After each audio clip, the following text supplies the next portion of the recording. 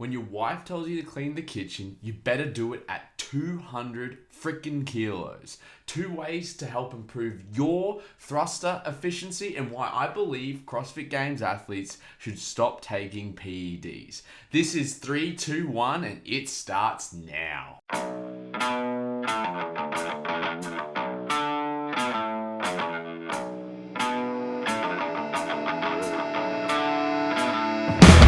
Back to the 3, 2, 1 series. This week we've got a few different weightlifting clips that I'd love to highlight and really show you guys the greatness of some of the athletes out there in the world. Starting off with Igor Krilteam, he has quite an impressive way to help the wife clean the kitchen. And he means literally.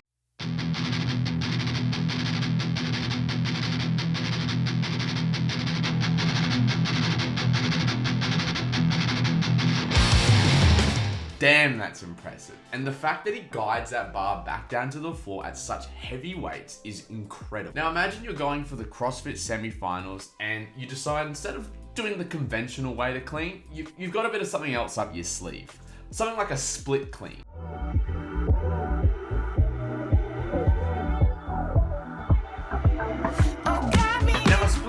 Not generally seen by many athletes, but it is a variation of the squat clean that can be used for athletes who aren't as strong in the squatting motion. Using the split as a better way to get deeper under the bar, but not necessarily low enough when you can't get out of that sticking point of the front squat in the bottom position of the clean, is a great tool to use if you need to be able to perform a heavier load on the bar. This could also be used if you have a complex with quite a bit of squatting and you want to save your legs for the last couple of squats in the movement. Very excellent work there by Jessica Schwartz, being able to perfect the split clean on a big stage like the CrossFit semi-finals. Here's just an awesome video of a dude back. Oh, I don't know how this man can continue squatting with some guy lashing him in the back with a BDSM. There's no fucking way that I'd be continuing to squat. I would turn around and be like, "Oi mate, can you fucking not?" Like, this dude's not just getting hit, he is getting lashed with a belt. Now, I know Slap City used to be a huge thing with Cali Muscle, where at big bodybuilding conventions, he would legitimately abuse his supporters with what I could call Slap City, hype you up with adrenaline. But this is just next level. Man's lashing him. This legit could be used for so many memes. You know when you fucked up at home and your mum comes around with the wooden spoon or the ruler? Well, this is just a weightlifting dad coming around with his belt, his weightlifting belt, before you squat 200 kilos. Man, what happens if this dude failed? He's getting whipped before he started lifting. I don't know what would happen at the end of the lift. What if he didn't make it? What if he just was not good enough? Like, where does it go from this point? He's gonna get killed. It's still funny that he actually completed the lift. Like, I've done a multiple 200 kilo squats throughout my career, and never have I once been lashed with a fucking weightlifting belt. Jesus Christ. Oh, God. Maybe that's what I'm missing. Maybe that's what I need to do better. Just get Jess behind the camera. No, not happening. Not happening at all. No thanks. There's like one other thing in the entire world that for most people, it could kind of grind their gears, which for people is like scratching down the side of a chalkboard. For me, it's people biting on paddle pop sticks.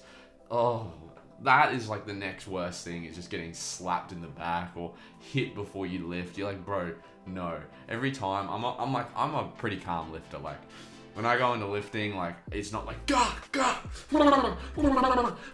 like, you know, like, whoa, like, I'm not slapping myself. I'm not fucking, you know, none of that. No, none of that at all. It's just, you have this.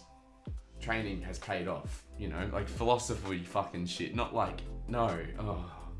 Anyway, moving on. As always, in our 3, 2, 1 series, we love to work on something to help you guys improve your CrossFit ability. And this week is one of my favorite movements of all time. But for many people, it's probably their least favorite movement of this generation, and that is the thruster. Let's head to the gym and find 2 ways to help you improve your thruster. One of my favorite all-time movements in CrossFit is the thruster. Now, I know that's an uncommon opinion with many because it's the bane of their existence. The worst movement that could possibly come up in a workout is the thruster. But here's 2 ways to make your thruster more efficient. Let's start with picking the bar up from the floor. There's 2 ways you can generally start a thruster, a power clean or a squat clean. I find the squat clean to be not only more efficient, but it sets you up for success with the actual movement itself. By squat cleaning the first rep, you are not only faster than your competition who power cleans, you also are able to explode at that bottom position and get straight overhead without delay. My second tip comes from resting overhead in that position. I coined this as the Rich Froning resting position for the thruster, and for many reasons. But mainly, Rich Froning decided that it was easier to rest with the bar overhead than it was to drop it entirely. In this video, you'll see me using this position with the heavy barbell to great success. By not dropping the bar, I don't have to squat clean or front squat the rep to get into that same position.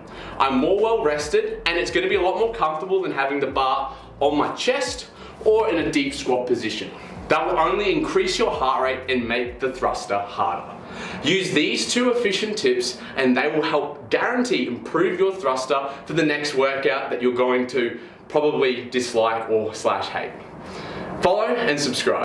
Finally, one crazy idea. And this isn't really a crazy idea, it's just more of an idea that stop taking PEDs in sport. Like, look, I'm going to be naive and say that I wish all of the top athletes in CrossFit weren't on some sort of drug, but there's probably a very good chance that they are. One of the great catchphrases of pretty much any fucking sport is that the Tour de France, the top 23 athletes on the Tour de France are pretty much guaranteed to be on some sort of PED.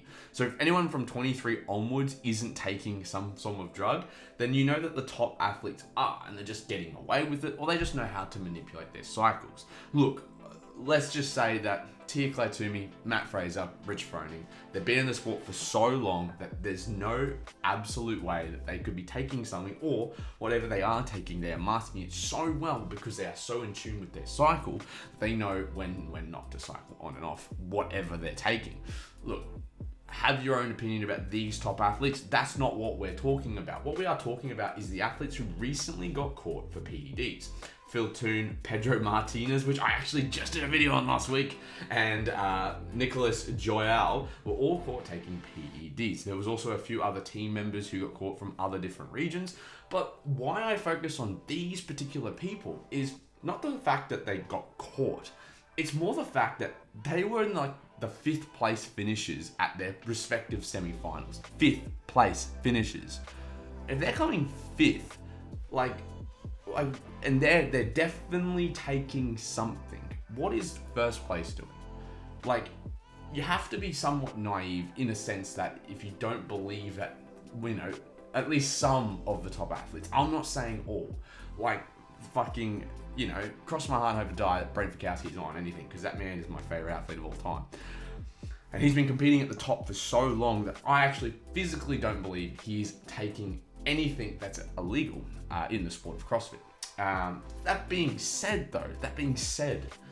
if these dudes are coming 5th and they have been caught for taking, you know, hair gaining supplement that also has testosterone boosters in it, like, what are the top athletes doing? Like, you know, it's so hard to tell. It begs the question, like, who else is on it and who else is on it that hasn't been caught just yet? I saw a funny joke actually about Phil Toon's one, which because he was arguing that his doctor prescribed him hair medication to keep his hair growing because he was balding, male pattern balding, and they were like, well, we know Rich Froning's not on that because he's, you know, got some, you know, sorry, Rich, which is a bright side, I guess. You know, he's not, you know, taking anything illegal.